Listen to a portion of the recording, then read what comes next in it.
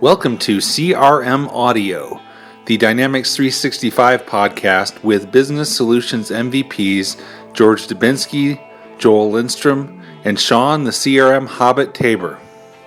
This episode of CRM Audio is sponsored by Alexa CRM. WordPress powers more than 25% of all the websites on the internet and is the number one choice for blogs, websites, and portals because it's open source, simple to use, reliable, and extendable. Dynamics CRM has become a de facto standard in sales, marketing, customer service, and industry solutions. Now they can work together thanks to the Dynamics CRM WordPress plugin built with love by the Alexa CRM team. Capture forms, engage your users and customers, all without writing any code. Control your site in WordPress, keeping your data in CRM. To build the plugin, Alexa CRM has created an open source Dynamics CRM PHP toolkit, unlocking the world of Dynamics for PHP developers.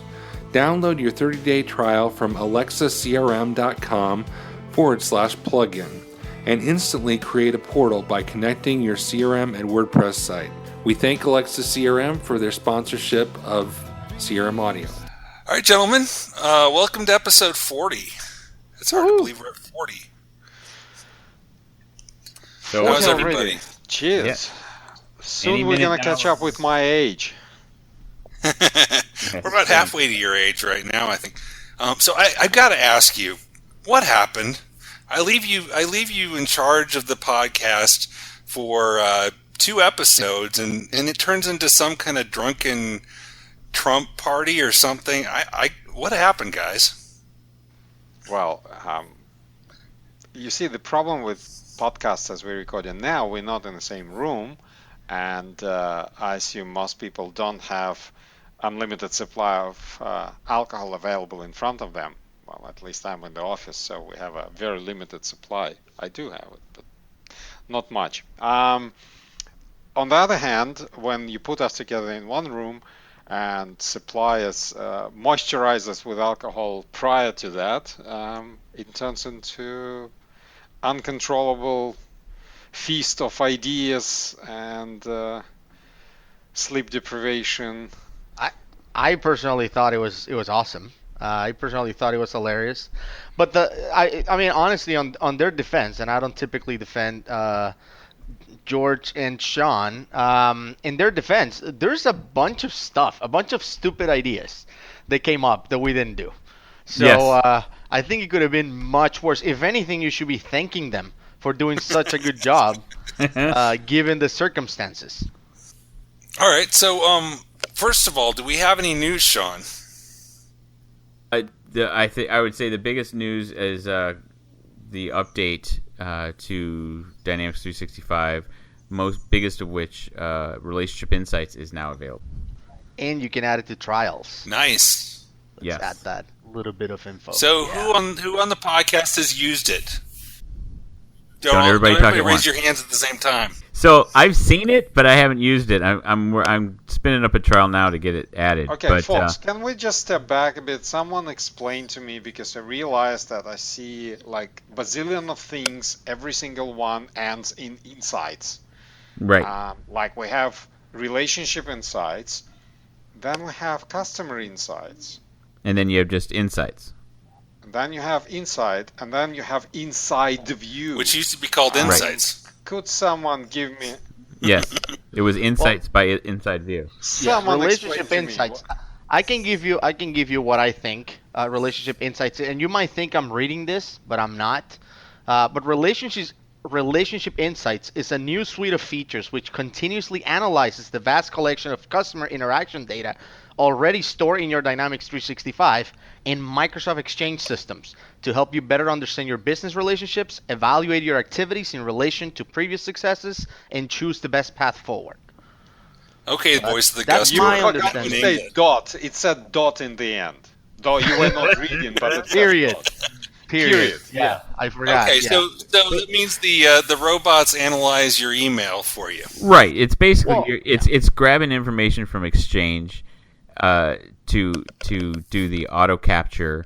It's giving you it's populating the relationship insight cards for a number of things. It's vastly improving the mobile experience with that information from Exchange. So there's a lot of really cool stuff that is being pumped into CRM now, you at a user level, to where they can promote emails, they can track appointments, they could track emails sent out and documents, whether or not they've been looked at, opened, forwarded. You'll get reminders to where if you send an email to someone and you haven't had any response from them, or it hasn't shown that they've looked at that email in a number of days, which can be configured, you'll get reminders. So a lot of really cool analytic tools using that AI functionality in Exchange. Well, yeah, I mean, it's the whole point of it is to have all of these solutions that you invested a ton of money and time on work together to help you achieve your business outcomes, right? If your outcomes are to generate more revenue from existing customers, for example, the fact that Exchange now can tell CRM, hey, by the way, that quote that you sent, they haven't even opened it. You sent it last week. Maybe you should send a follow-up. Or the fact that you can hear stuff like you're about to send a quote and it says, look, based on my understanding of how this customer operates, the most likely scenario where they're going to open your email is if you send it on Monday. Do you want me to wait and send it on Monday? Like, have Exchange actually collaborate and work together with the Dynamics 365 environment to achieve better results. That's the way it should have been all along. So I'm personally excited that it's finally coming to be that way, and all the potential stuff. I mean, imagine what's it going to be when SharePoint jumps in, and now you start getting suggestions about documents, saying, hey, the last time, a bunch of people within your company, other, co-workers and sales reps sent these attachments, their chances of, closing the opportunities increase dramatically. Their average close rate increased dramatically. Or when Microsoft finally takes hold of LinkedIn, imagine all the information we can pull from LinkedIn. Have information, LinkedIn telling Dynamics 365, hey, by the way, your customers are talking or taking a look at your competitors. Or, I mean, it's amazing. I'm personally super excited about it. And when Microsoft says this was the crown jewel of the Dynamics 365 release, they weren't kidding. I mean, this is pretty amazing stuff. So is it general availability, or is it still considered a preview? Well, it's a preview feature. I think there are 4 parts to it. When Microsoft announced it, there were 4 parts to it. It's part of the release that came out recently, depending on when you're listening to this podcast or this episode. They were 3 of the tools released: Relationship Assistant, Email Engagement, and Auto Capture. So there's one more piece. I think it's the analytics piece, which is, perhaps the most important piece that still hasn't been released.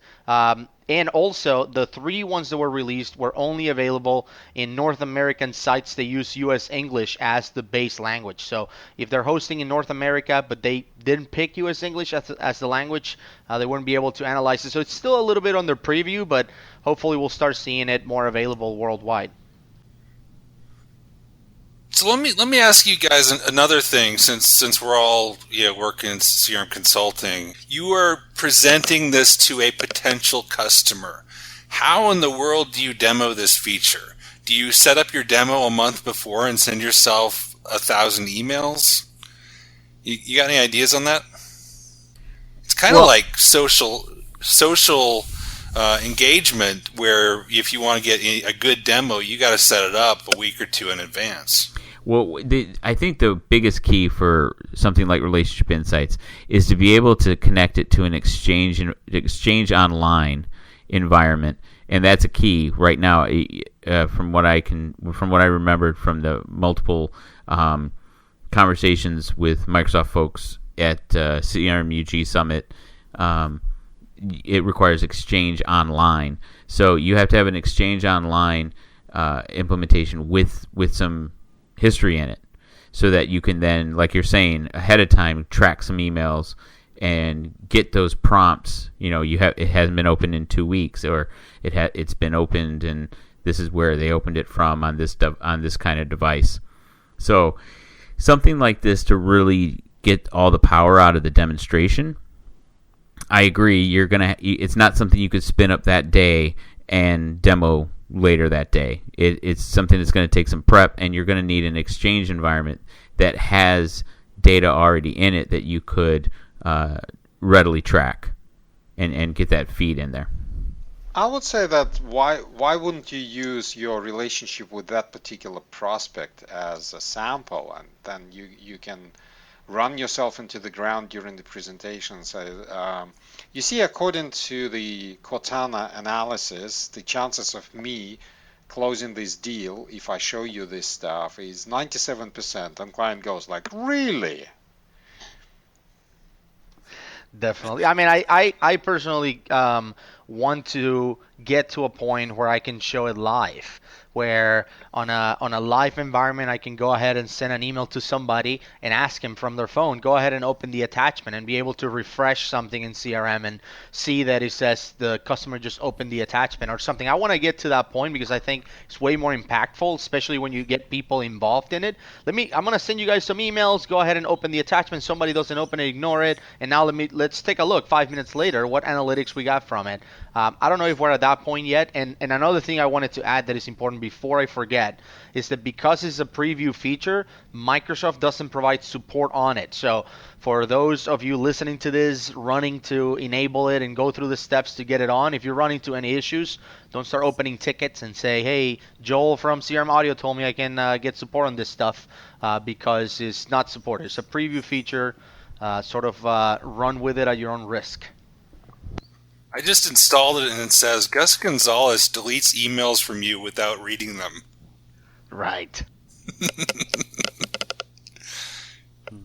All right. What other news do we have? So what are the costs of running this thing? Is it affordable for the small businesses? Because small business is the one where you've got dynamics Gus is talking about. Like when I send email, I want people to open them right there, right now. Like when you engage into bigger businesses, it's kind of everyone understands there is a lead time. Joel will be on the meeting for the whole week, so he might not get around to opening it for another 2 weeks, and it's normal. But for small businesses, I send something now. I want you to open now. Take a look. I need it yesterday. So is it an affordable solution for small businesses?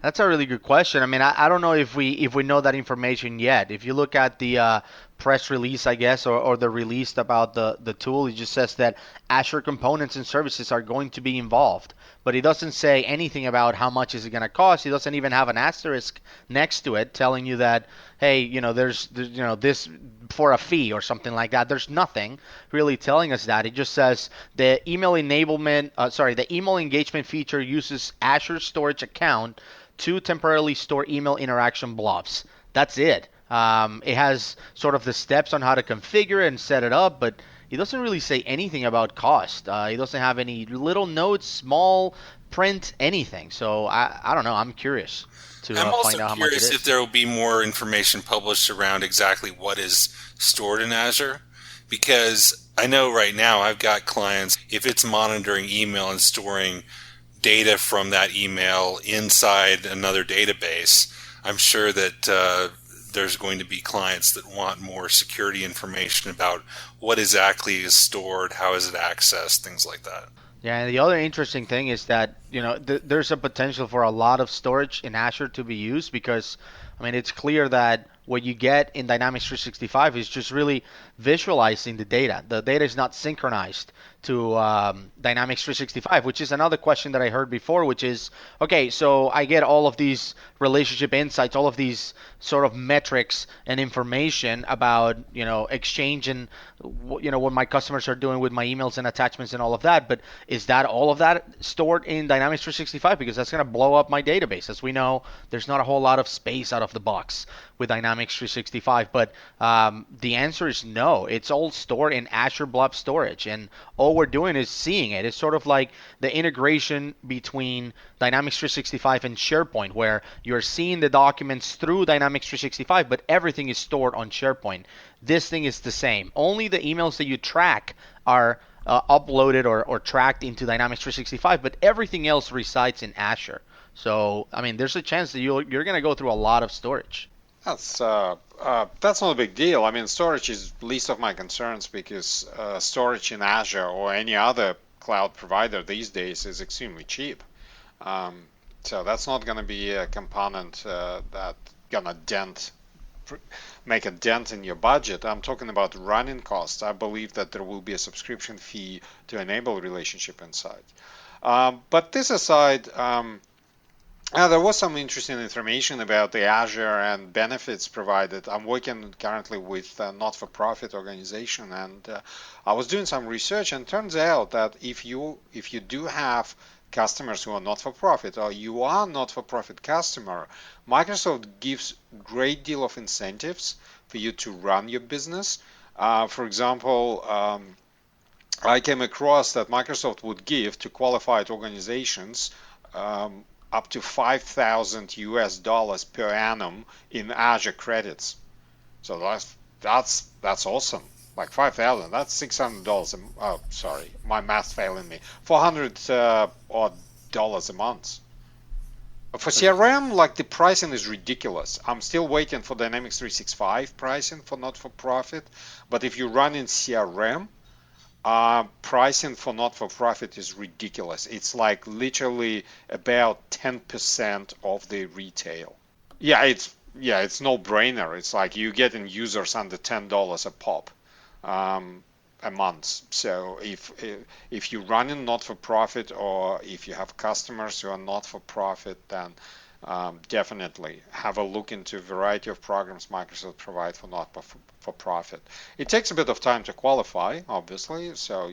But once you pass the hurdle, that if you genuine not-for-profit, then it's amazing. It's like cost literally next to nothing to run all the goodness of services provided. But going back to relationship insights, so relationship insights, what's the customer insights? I heard term customer insights. Is that the same thing, or customer insights is something different? So customer insights it's a different function. It's an Azure-based tool that allows you to take data not only from CRM but from other data stores and mingle it with CRM data and other databases and get metrics against it. So it's completely external to CRM, but it is able to be integrated with CRM. I realize you just described relationship insights. No, I didn't, because relationship insights is within CRM. It's part of CRM, and it's integrating with Exchange. What customer insights is an Azure-based kind of like an integration hub is how I would say it. You can do a lot of things kind of like how you can do with Power BI, where you could bring in data from multiple sources, even from a flat file. And what it'll do is it'll analyze the data as you bring it in and try to match it to the data type that it thinks it is. Then you can validate that and then mash all that data together to do charting, graphs, analytics, trends, all of that stuff. Then you could then bring that data into CRM if you wanted to, or you could just leave it out external.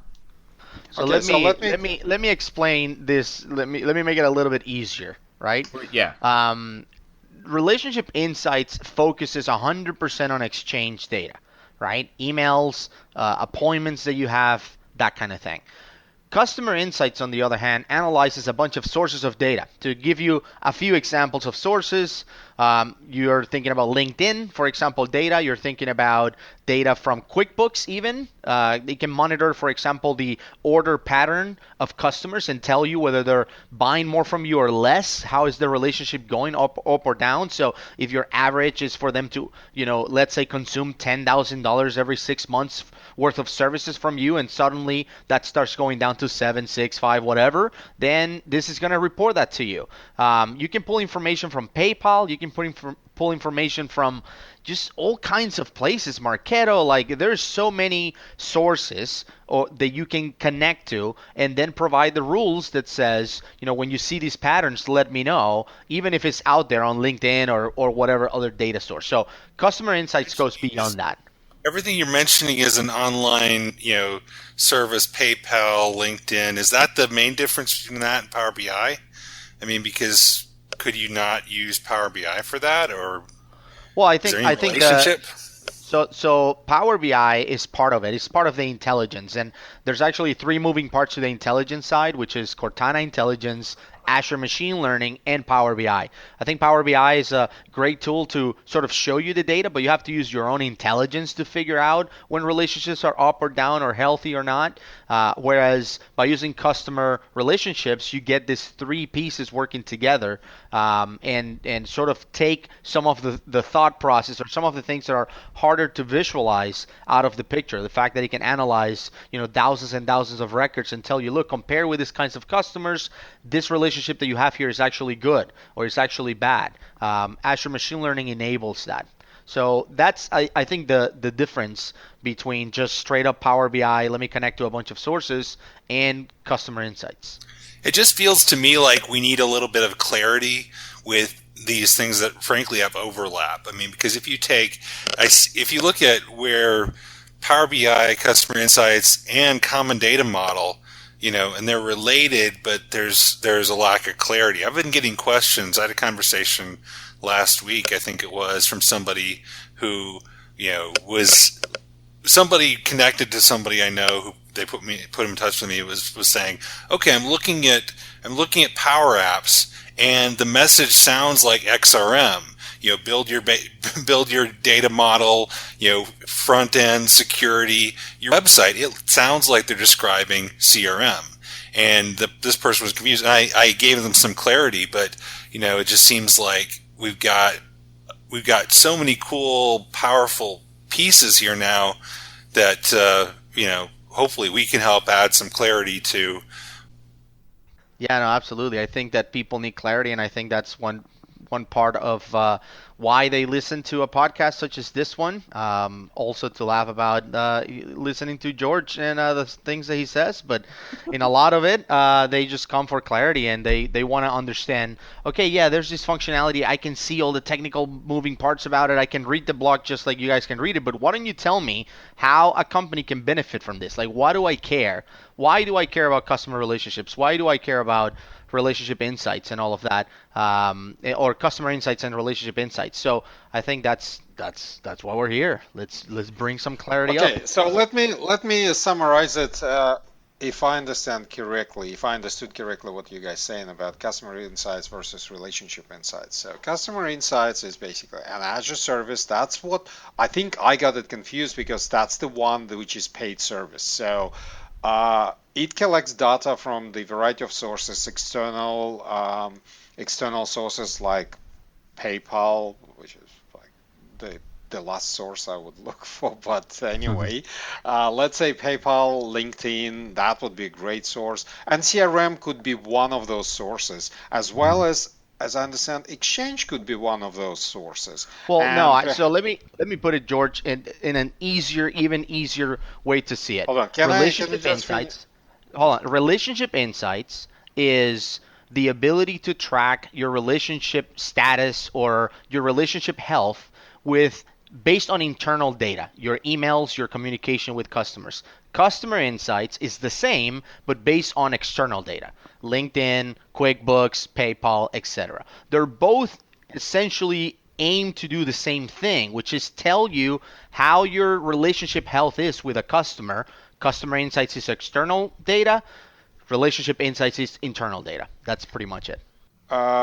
But why wouldn't I feed my Exchange and CRM data into customer insight and say that's 360 degree, that's it, both internal and external data?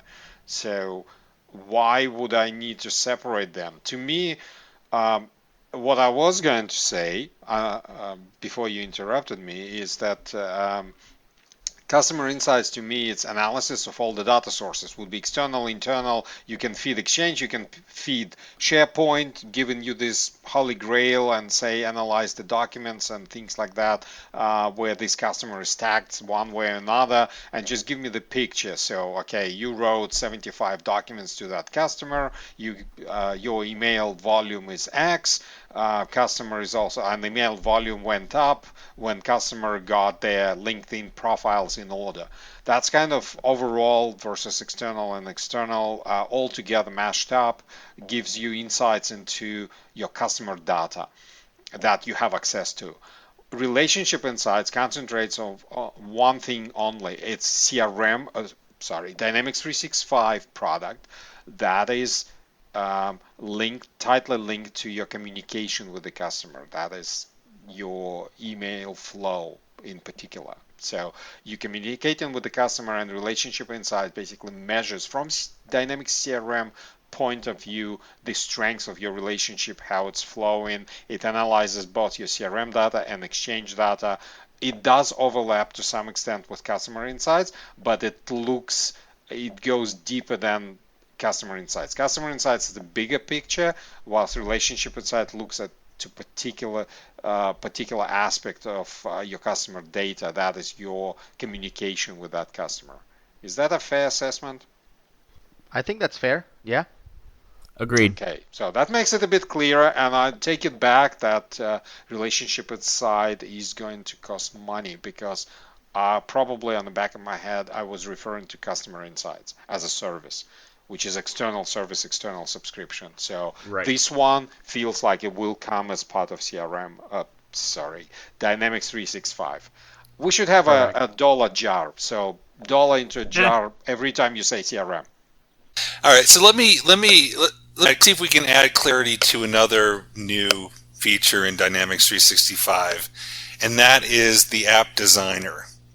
So the idea of the app designer is, instead of logging into CRM and doing CRM, you're defining, I guess, mini apps, if you will, where you got your sales app and you've got your customer service app, or you got your whatever app, and you have a smaller experience that just has that functionality. My question is, when you are rolling out Dynamics 365 sales or customer service, what we formerly called CRM, at a company, not an ISV deploying a solution, but you're rolling out a normal sales and customer service deployment of what used to be called CRM. Is it just general rule you define an app now, or are there cases where you don't define an app and you just have people use it the old way? All right. So from me, I think that the whole idea of apps makes a lot more sense when you have multiple departments and multiple people within the same company using different areas within the application. The fact that you can create these sort of like separate feeling apps within the system and allow them to access whatever they need. But if it's just for a company and sort of everybody is accessing the same kind of functionality, I just don't see the need perhaps to create apps from scratch. I'm not sure if this will become a best practice, sort of like how you create a solution and sort of create all of your customizations and all of the things within the solution, just so you can keep track of it, which is best practice, right? I don't know if the app thing will become a best practice. It's too soon to tell. But for me, like if I was doing a deployment right now, I probably wouldn't be thinking too much about apps if all the users that are going to be accessing Dynamics 365 are going to be accessing the same, entities and functionality. Yeah, that was my thought too, is you got a lot of, bread and butter type deployments that have this people using cross functionality, even in the cases where people who do customer service access or read opportunities sometime. And so in those cases where it's not clearly delineated, in some ways it feels like role-based forms to me, because in some cases role-based forms make sense, but if you have people sharing functionality, it's a lot of overlap. What I was thinking is, would you maybe define one app that has just the functionality the company is using, And I do like how it can give you a nice scaled back performance. And instead of starting with everything, cutting things out, start more from just what you need. Right. Again, I think that most But most of the deployments will leverage other entities in the system and whatnot. And I think if you do like you said, most of the deployments out there, I don't think either adding a bunch of stuff to the app or removing, which is what we've been doing for years. I'm not sure which one is going to be more efficient or if it matters. The way I think about apps is, for example, I remember a deployment I did last year where it was a large deployment and the company didn't want to use the customer service side at all. But what they decided to do is they decided, since they were paying for it already, they decided to get their HR department to track employee-related stuff, questions, deals with documents, or hiring, like all of that stuff on the customer service side as cases. So if somebody called and had a question about benefits or whatever, they would go ahead and create a case. So they were using the customer service internally and the sales side to sell to their customers. So those are the kinds of scenarios where I would immediately think about leveraging apps, because they're using it completely different,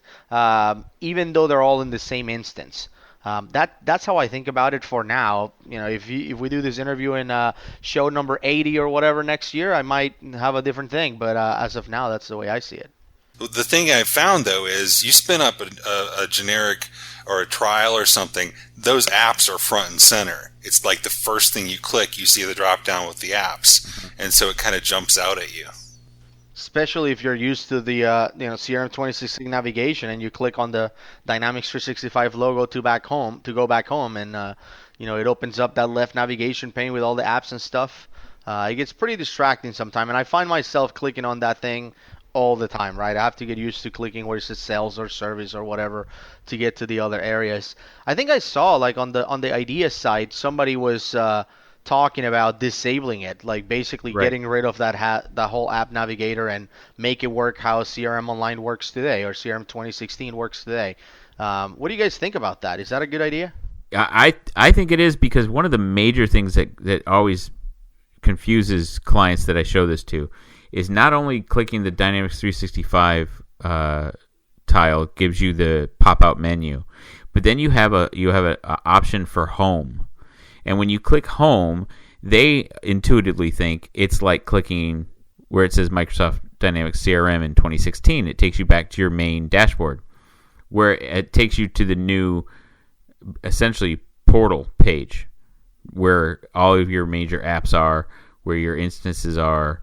It has nothing to do with CRM, right? So it's doubly confusing, because then they don't know how to get back, and then you have to click on something initially that says Dynamics 365-custom, so it doesn't even tell you what it is that's your organization. So I think it's quite confusing. I understand the thought process behind it, given we have all the possibilities for these apps, both from the app source and custom built, and all the different modules given sales, operations, field service, project service, what have you. But it is a bit clunky in my thoughts. Clicking home still takes you home. It just takes you just move to a new house. It takes you to a different, better house. Right, that you don't have keys to. Right, somebody else's house. Well, and if you remember, like I think in 2016, when 2016 was released, we still had that like little house next to the logo. Remember that? Yes. And you used to click on that house to go home, and then in update 1, they got rid of the house, right? They said, but you still have it in the mobile app, I think. That's true. But then, like I said, in 2016 Update 1, they got rid of the house because they said, look, why do you have a house if the logo doesn't do anything? Might as well click on the logo to go home. And now they got rid of the logo going home to display this thing. So it's like every version now for the last few versions has changed. And, I'm okay with the change as long as we had a way to easily get rid of it, right? If we want to eliminate the way it changed, if it's not preferred. Here's the idea. Application launcher. We have a small thing above that floats around, and you don't click any home button or whatever. This is your home. Browsers had it for ages, called bookmarks. So you just go to your application launcher and you have a bunch of shortcuts. That's what this app home is supposed to be, but it's really confusing for existing users. So I would say the same story repeats over and over, is that the interface changes and it makes sense for new users, but for users who've been around for some time and they're kind of used to navigating in Dynamics CRM, and the CRM, it doesn't deserve a dollar into a jar because that I meant CRM. Moving to Dynamics 365 is confusing because they used to doing things in a certain way, and new way is different.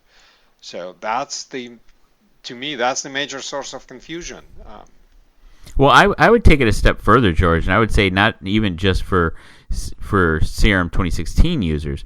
It's just a standard user experience expectation. If I click a little icon that looks like a home, or I click on something that says home, I'm being taken back to my starting place, not to another page altogether that, as a user, I may never ever visit. That's my problem with it. I tend to agree to a certain extent, but yeah, you're saying home should be home regardless. So home is not like home, take me home, and it takes you to United States of America instead of actually to your place in Florida. Right. So if I'm a wealth manager and my place I start is my main sales dashboard, if I click home, I would expect it to take me there, not to a page listing out apps that the organization has installed and different modules that I may or may not have access to see. That's my point.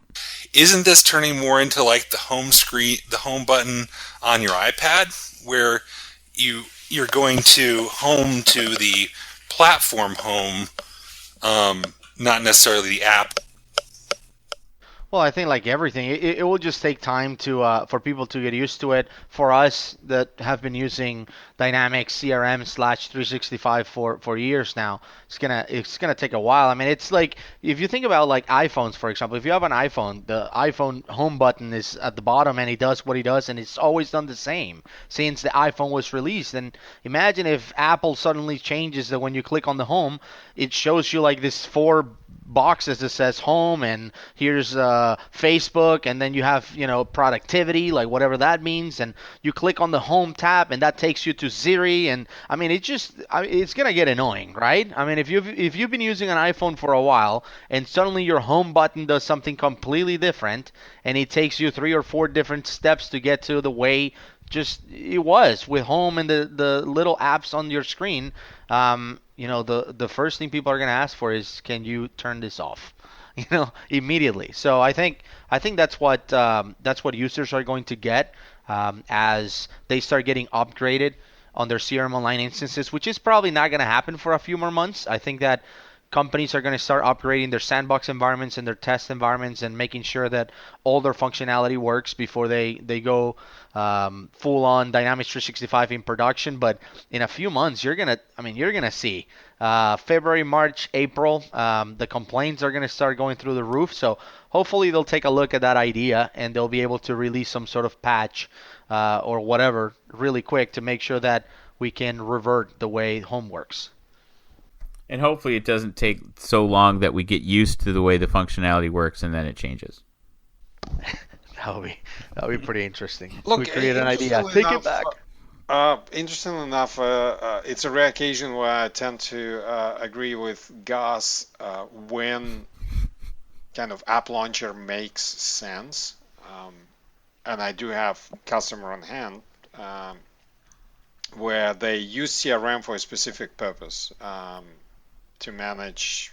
Doesn't matter what they manage, but what they did discover is, okay, we can do all sort of things with XRM side of things. So they decided to do like management of key cards for building access, because currently like building access is required, and they do all sort of things, and they realized all their contacts who need those who need those cards, they're already on CRM for entirely different reasons. So they said, oh, can we have please that?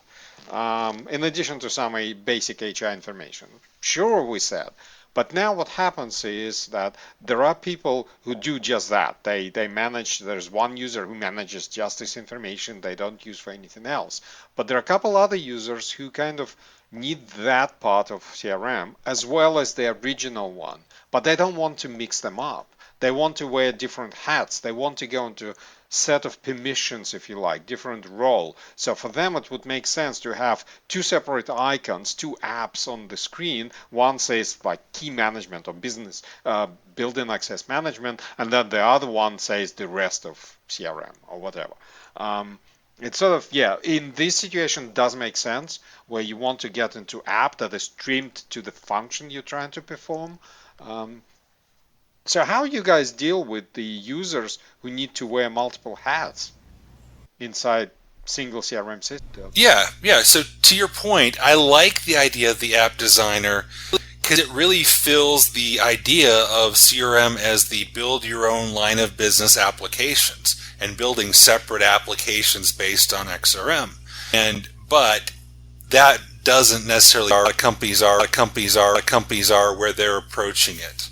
And that's the way I see it. But yeah, I think if you've got people who need to be wearing distinct hats, where the reservation system, for example, there's a good reason to have a scaled back only reservations going on there, whereas they may also be accessing customer data and have that in a separate app. I just think it needs to have. I agree about the app launcher, but I think for each implementation, you're going to have to find a happy balance between contextual launching of that app integration based on the function of that user. They're not always going to want to jump from one place to another. I mean, the other thing that I think about sometimes with some of these changes is that some of these changes are sometimes driven by competition, right? I mean, if you think about what Salesforce does with their AppForce whatever platform, the equivalent of XRM on Salesforce, I mean, maybe they have some functionality that is very similar to the app launcher stuff, right? And Microsoft is basically saying, well, now we have an answer for that, because there's a lot of deals in which customers can bring that up and say, hey, by the way, do you have this thing where you can pick the app that you want to launch? Oh yeah, we don't have that, but we'll have it in the next version, right? So I mean, yeah, they do have something where you can group components together like that. Right. So I think sometimes just some of these functionality is driven by competition, and I wish that was clear too sometimes, because I mean, I don't know how many times we've heard like, we performed this survey and 2,000 customers, and we came up with this change, and it's like, what customers? None of my customers ever told me that Microsoft is doing a survey on them, and I think we've been on a room full of MVPs and nobody ever met a customer, knew a customer that was part of any survey. So I think it's clear that some of it is driven by competition, some of it is driven by customer requests for sure, and some of it is driven by just their own imagination, their own drive to innovate. But this might be one of those cases where it's just competition. It's a feature that they need to have to be able to compete. Right. The discussion about the button, the home button behavior reminded me of last week. I was interacting in the Facebook Dynamic CRM forum, and it was a different context, but I answered the guy's question, and his response was, typical Microsoft, like some Led Zeppelin song says, they chose the path where no one goes. Right, that happened. See, but I think this is something that is going to be surprising to people, and it's when you change the core behavior for navigation or something like that people just instinctively hit. We've probably beat that dead horse enough. Definitely. But here's some thoughts for you guys. So it seems to be that Microsoft has a tendency, or how they used to be called, is fast follower. They pick up some idea, perhaps driven by competition. In our world, is a lot of it driven by Salesforce purchasing company XYZ and declaring to the world that we have that. And that is not going to see the light of the day for another 2 years, but Microsoft reacts and say, ooh, we got to have that, and here you go. You've got home button that confuses the hell out of everyone. But there was one aspect of it is that Microsoft continues to release a set of services that overlaps a mimic functionality of existing applications, external services, and I wonder, is that the case of Microsoft looking around and say, holy cow, we missed that. And example I have in mind is Slack, right? So we missed that. How could we have missed that? That there's a market up for grabs for team communication, for reliable team communication. So here comes teams.microsoft.com. Or someone says, we really need a good Kanban board, and here comes the planner. So what your guys' view on that, of Microsoft trying to follow up with the products? And I just installed the Teams, and there's T-Bot knocking on my door and saying, I'm a bot here to help you to use Microsoft Teams. Ask me a ... Hey, TeamBot is one of my best friends. We talk every day. Anyway, yeah, I think, well, I mean, if you look at it, Microsoft in some ways, deserves that reputation, but I think we talked about before, there's really nothing new.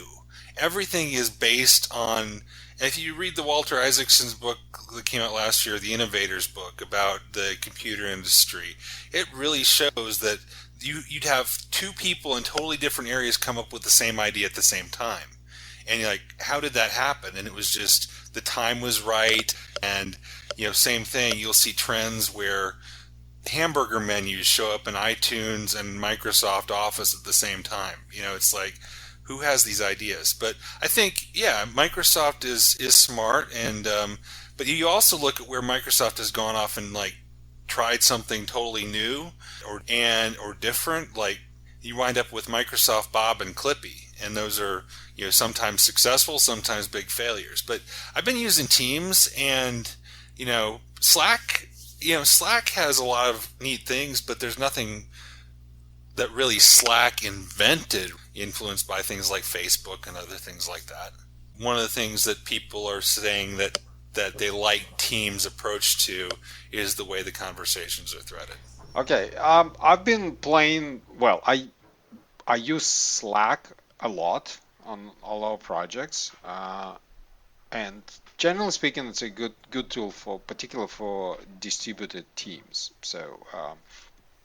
So we've been using it a lot with good success. I've got my own, complaints about certain things. Like Slack is similar to Facebook. You missed it, you blink and you missed it, and then how to get back to it. It's like treat it as a Twitter. It's never-ending stream of things. Yes, they do have search, but it finds a lot of stuff, a lot of it unrelated. It's hard to get organized in Slack. It's a great to converse with people, but I find that their approach to file uploads and all sorts of stuff is a bit, it creates a disorganized environment to a certain extent. Well, the one thing I like about Teams is that it does have a concept of the conversation. So say you create a conversation, like a channel in Slack, right? So that's where you start. But then the interesting thing is it adds a second dimension to your conversation. In Slack, it's like a single thread, right? So you've got your channel, you've got your single thread, and then you converse on it, communicate about specific topic. Here it adds tabs on top, like there is a conversation, then there are files and notes where you can drop one note and things like that. Then you can hit the plus button and you can drop Excel, OneNote, Power BI, PowerPoint, team services. That's what I've been trying for the past hour to do. Didn't have success in linking accounts, but idea is that your Kanban board from your team services would appear here. And let me drop, let's say, Excel into it. So there's a new tab called Excel, which appears. Name it Excel, like spreadsheet, and it adds second dimension to the conversation. So it kind of groups things in the conversation by you can add a time. PowerPoint to it, so you could all That's right. So collaborate on you the add a PowerPoint PowerPoint and what's not. or a document. That's kind of a new thing, I think. A bit new thing. And I like it. I haven't seen it. I haven't seen it before. And I dropped in Planner, which is another tasks.microsoft.com, which is another service, which is this Kanban board thing, which to me lacks a bit of features we can talk about separately. It's kind of Trello imitation. But you can group it all together. If I have to complain about one thing that annoys the hell out of me, and we use it all the time in Slack, is ability to create code snippets and post it here. Because who uses Slack? We use developers, right? So a lot. So we communicate as developers, we communicate with each other. What do? We talk about code. When we talk about code, we need to be able to post snippets and look at them. And Slack makes it extremely easy. Here it's a bit more difficult. The other complaint is that Now, is that a Slack? Is that a standard Slack feature, or is that an extension to Slack that to be able to format code. Yeah, it's got. Oh, okay. So it piggybacks. It piggybacks on the feature of Slack where how you format messages in Slack. In Slack, they use trimmed down Markdown. So it's very easy to kind of format messages. You want bold, you put asterisk, word, asterisk, and it bolds it out for you. For people who kind of use Markdown, they love it, and for people who don't use Markdown, it's really easy to get used to it because all you need is a keyboard. You don't need a mouse. You don't need to say, "Oh, I want bold," and it does some bizarre formatting. So the underlying text is text, and then it does the formatting for you. That's the benefit of the Markdown.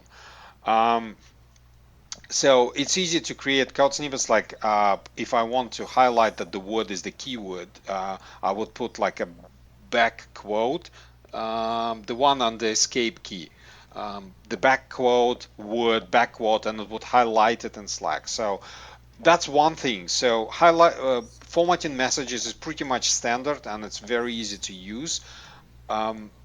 And if I need a code, a really formatted good piece of code, I could insert what's called code snippet in Slack, which we use all the time as well.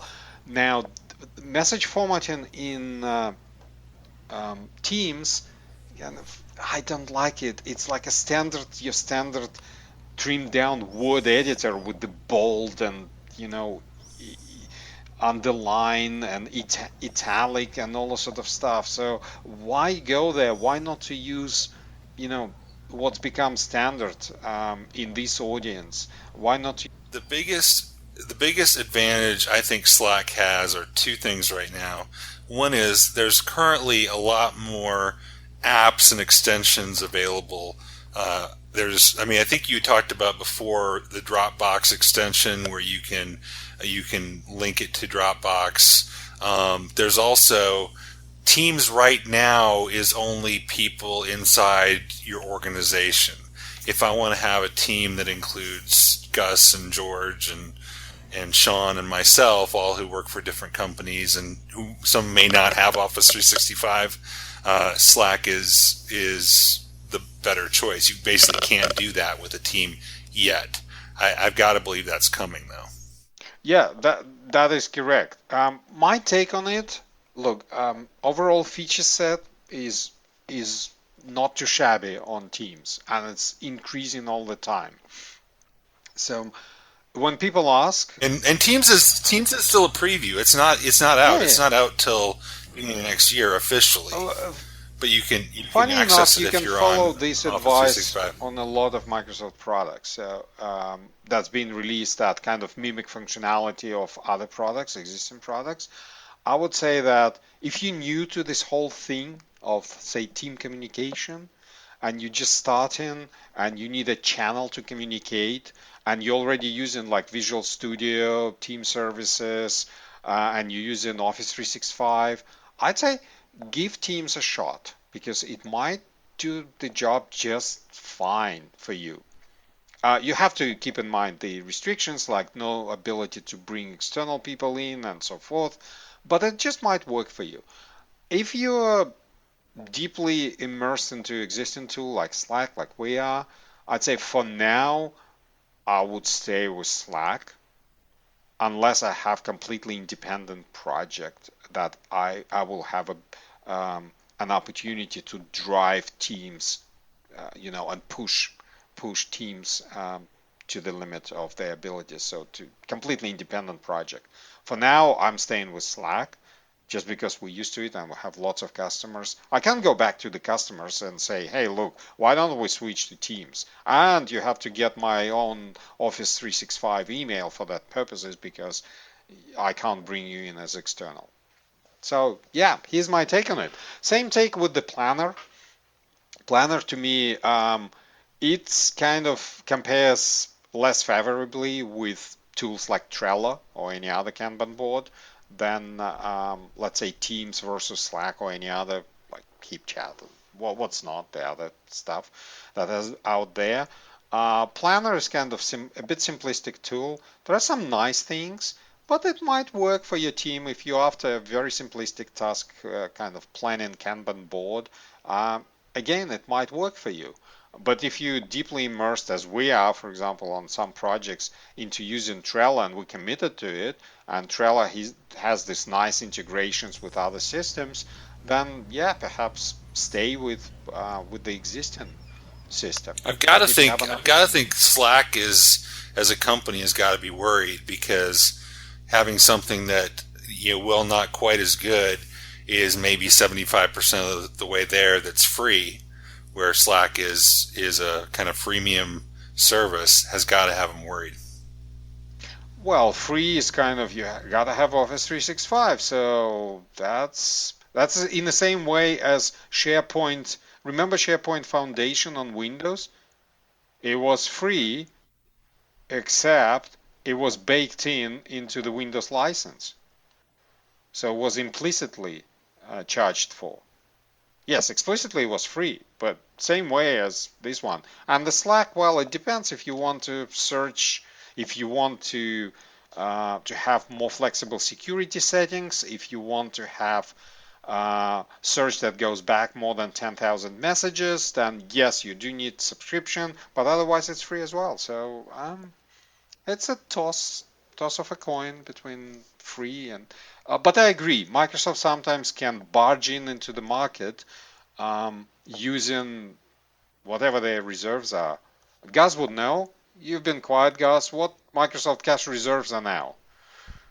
I don't know. Why would I know that? No, I don't know. I mean, since they bought LinkedIn for like 25 billion or 23 or whatever it was, I'm pretty sure they're gonna be about half. I don't know.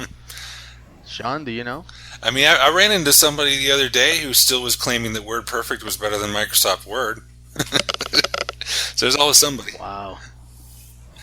Were they like asking for money or something? No, and the reason was because you had all the great keyboard shortcuts with WordPerfect, so you could do everything, format stuff without touching your mouse. Where the rest of us like to use the mouse. Regular people, yeah. All right, so does George, anybody? Speaking of which, have you guys tried using CRM without mouse? How did it go? I have some of the keyboard shortcuts I regularly use. I regularly use the Control S. No. I don't mean shortcuts. We did have a tip about shortcuts. Yeah, like 700 tips ago, literally. You're talking about going completely touch. I'm going completely.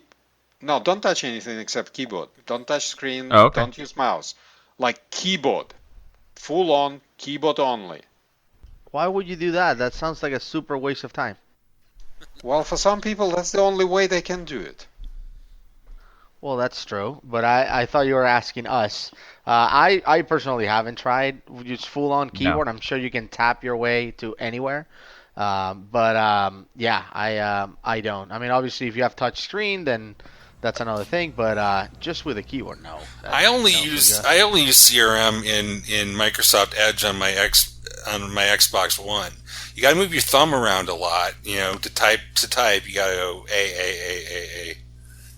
It works. Oh my god. Yeah, that sucks. I remember. I have this keyboard, on-screen keyboard on my TV. Yes. Every time I type in my strong password for Netflix, I swear a lot. Yes. Come on, kids, let's watch a movie. 2 hours later, I'm still typing my password in. And it's like, password is wrong. And it's like, oh, that's right, I changed it. Damn it. All right. Just to answer the question about the Microsoft cash reserves, according to motleyfool.com, as of April, they had $102.6 billion in cash. Just 102. Yeah, cash Just buy equivalents, Slack. cash equivalents, and short-term investments. That'll drop when they buy Elevate Solutions. Yeah, by the 0.0006%. All right. So, have any of you listened to Captain Red Lace's Power BI Corner? I did. I have not. I refuse to listen until they have CRM chart guy on the program. This is ridiculous. They're making a mockery of the industry. We need to get Ulrich on the program, or else it's just We've only had one episode. Give us a chance. I thought the initial episode was very good. It was a nice introduction to what we're going to do, and the banter back and forth was quite solid. And what do you think about the peppy theme song? Yeah, it was all right. All right. So, let's see. Joe, in case you didn't pick it up, let me translate it for you. It sucked. That's what Sean said. All right. So, let's tool of the week. I had an interesting tool that I've been trying out, and I don't know if I'm ready to recommend this, but I find it interesting, tying in with what we're talking about Cortana and robots taking over the world. Basically, it's calendar.help.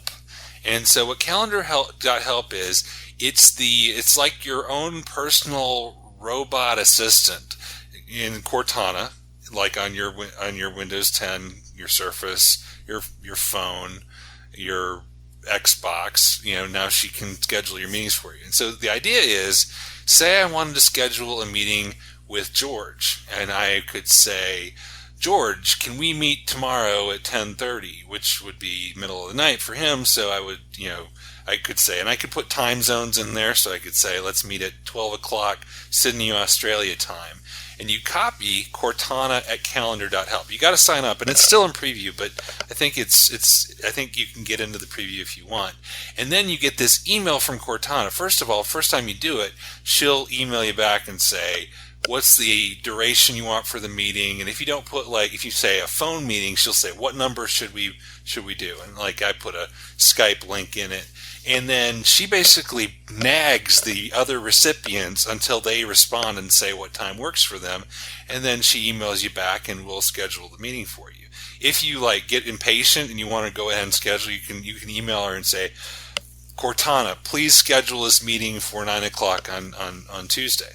And so I've used it a couple times. I got some interesting responses. I did it with a meeting that I was on with Microsoft folks as well as internal colleagues. And I thought, you know what? It's Microsoft, I'll try it and we'll play with the latest Microsoft dog food. And so I did, and one of them responded back, Joel, please tell your scary robot that we can meet at 2 o'clock tomorrow. I thought that was funny. And so you might ask, what's the difference between that and Find Time, which is another Microsoft scheduling service? And with Find Time, you can insert options to meet, and people can vote on them, and then it schedules a meeting. So they're somewhat similar. What I see is where the Cortana help. Number one, there's no terminate. Yeah. If you're lazy and want somebody else to nag people, that's one thing. But also, I can see it being helpful for situations where it's non-corporate. If you had a Little League team, or you had, something that you wanted to, PTA meeting or something like that, where people are using Gmail or whatever.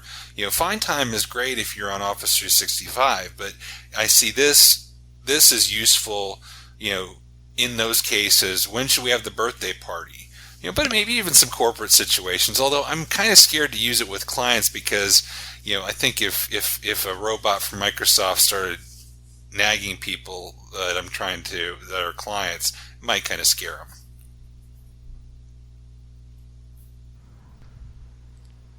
I think you're right.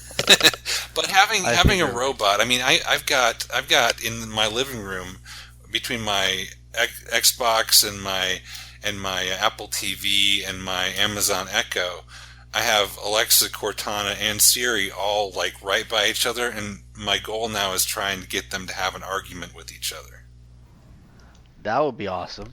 But did I tell you about the arguments pseudo argument I had when I was driving, and I had navigation system in the car taking me from, I think, Greenville to Atlanta or something like that, and I decided to stop for a coffee, so I searched for a coffee place on my phone, and then I had the dialogue between two girls going, go left, and the other one says, go right.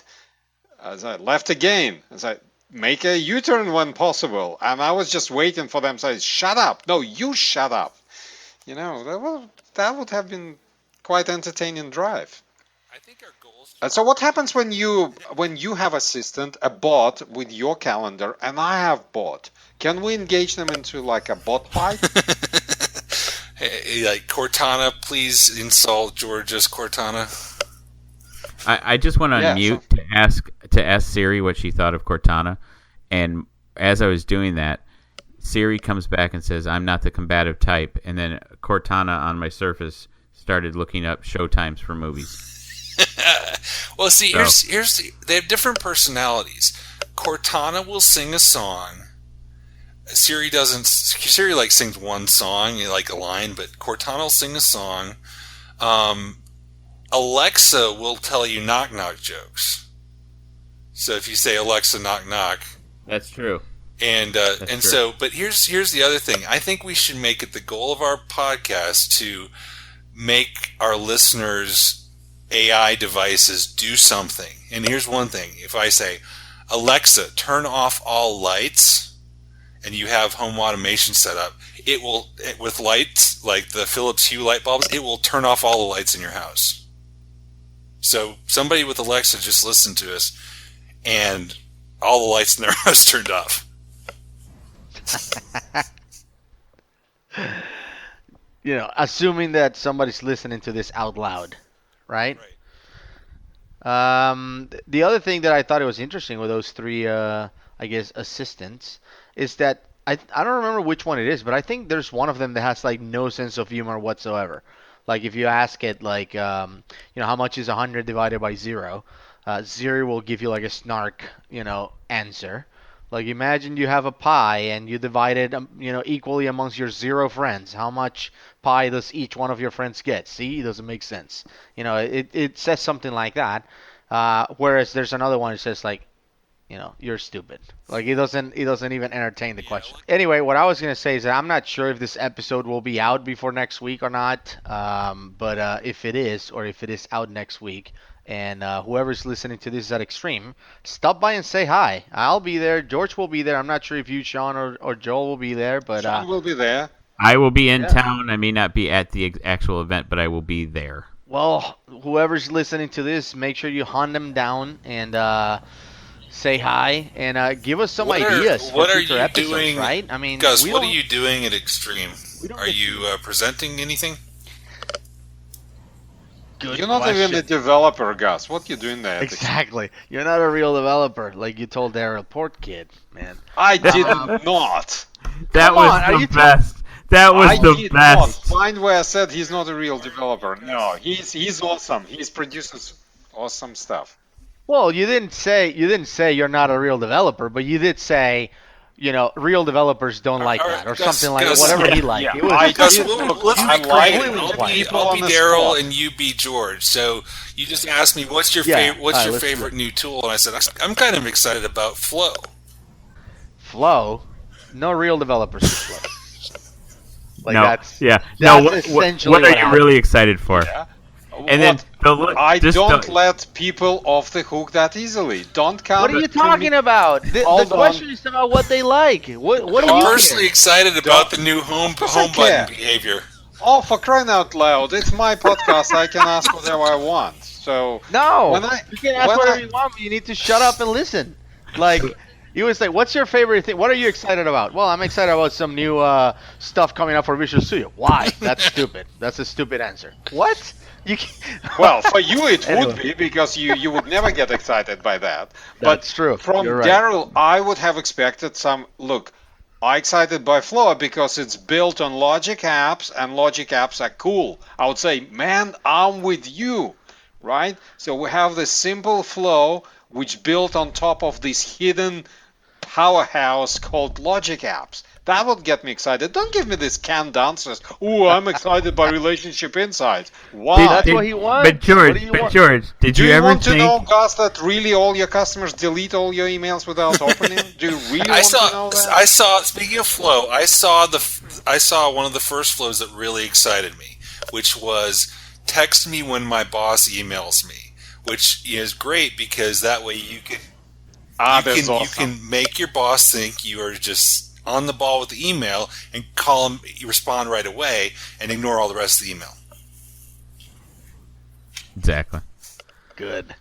You should go and check, on that note, you should go and check. There is a useful automation scripts on GitHub. The guy automated his life.